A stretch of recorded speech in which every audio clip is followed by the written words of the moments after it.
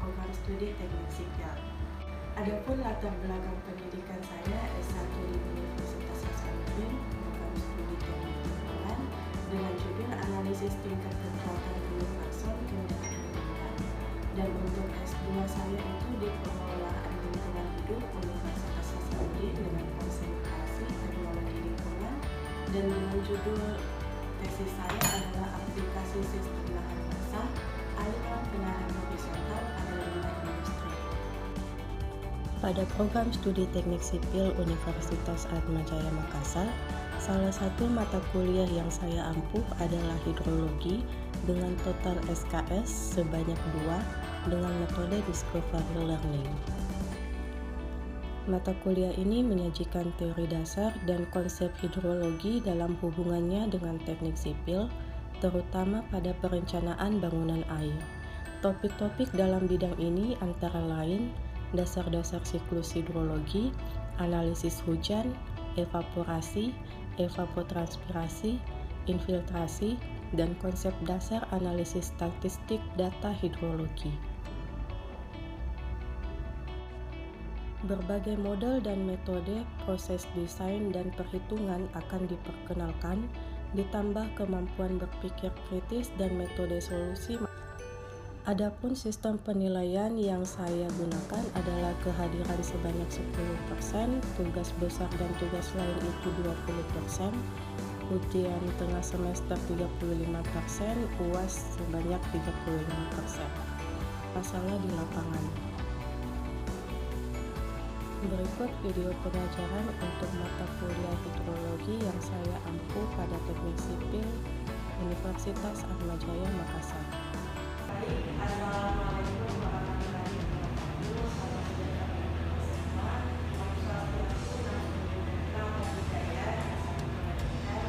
Jadi sebelum kita mulai menanyakan tentang budaya, ada semua dalam keadaan baik dan sehat.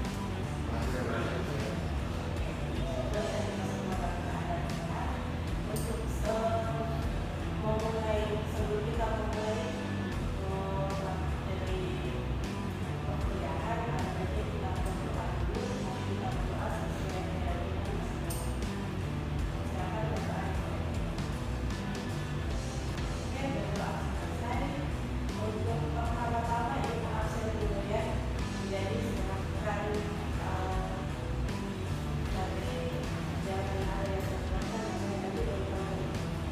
yang pertama itu Nicodemus Gandhi. Ini Apollo. Atau ada itu yang belum sebut? Yang belum disebut namanya? Ada? Kalau itu info yang dulu ya. Tapi sebelum kita lagi, ada yang bisa bantu ibu untuk flashback materi pertemuan sebelumnya? Oke, silakan.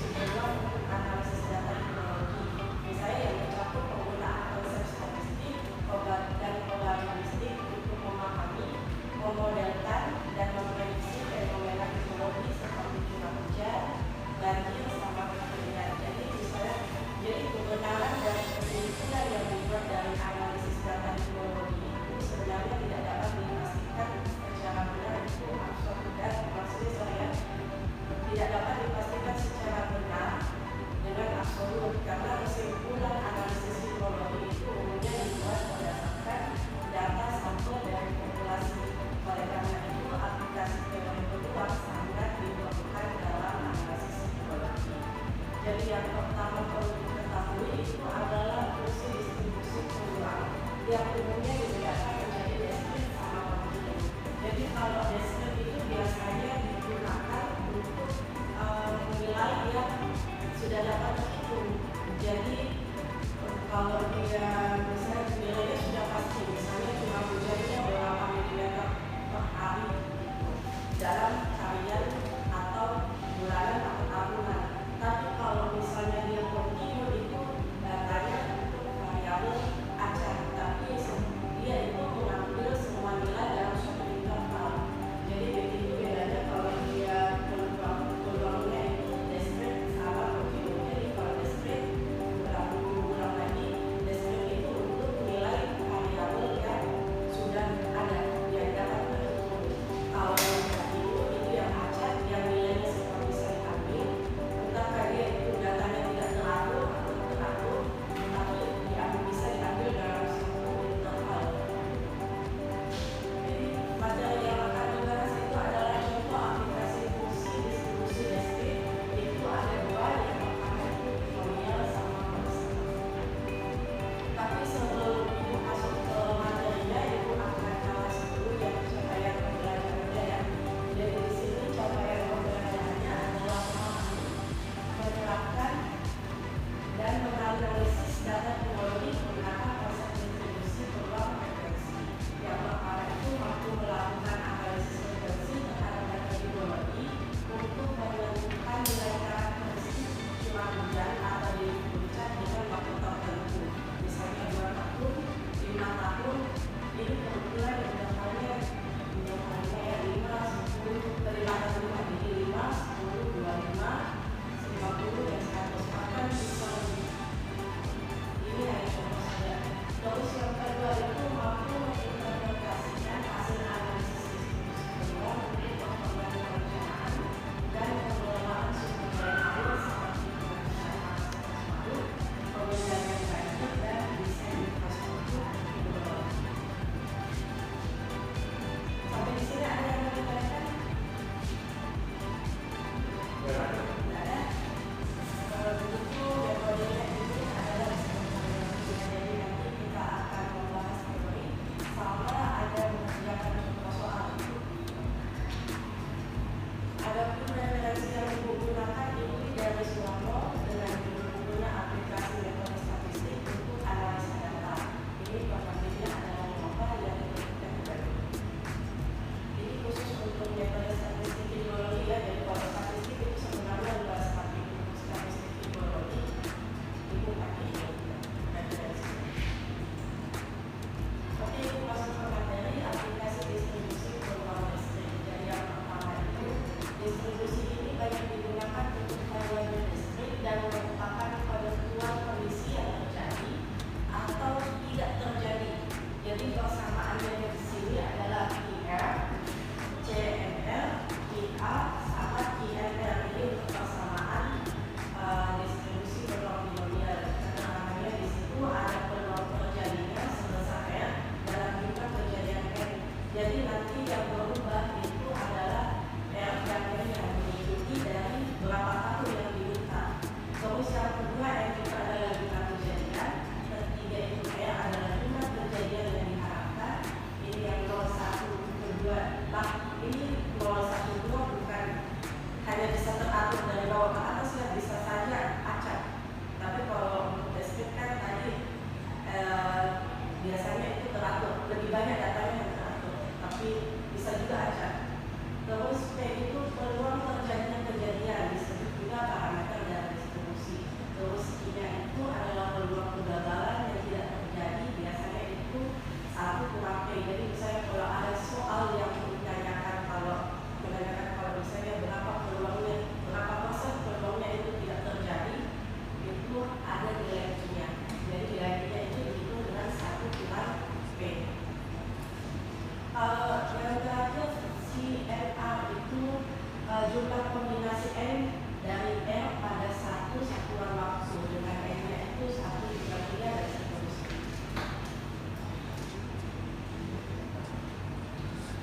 Selanjutnya ini mengenai parameter distribusi binomial itu ada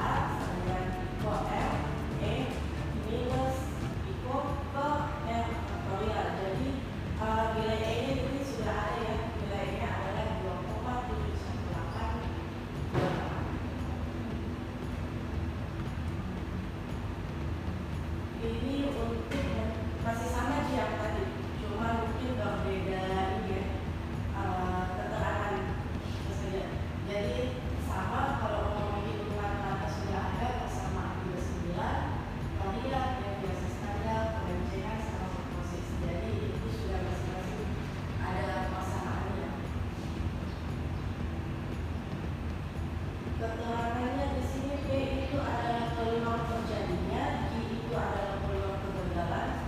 Jadi distribusi peluang Poisson umumnya digunakan dalam analisis psikologi apabila jumlah jumlah kejadian jumlah hujannya itu diskrit, terus dua kejadian tidak dapat terjadi bersama-sama dalam satu saat.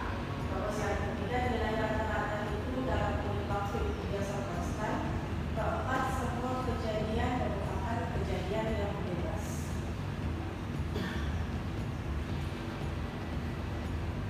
Selanjutnya untuk contoh 32, dalam suatu DPS dibangun dan pengendalian untuk pembangunan itu 100 tahun. Berapa peluang terjadinya banjir? 550 meter kubik per detik dengan periode ulang 200 tahun selama periode umur dan tersebut apabila ditentukan dengan distribusi peluang Poisson. Masih ingat DPS itu apa?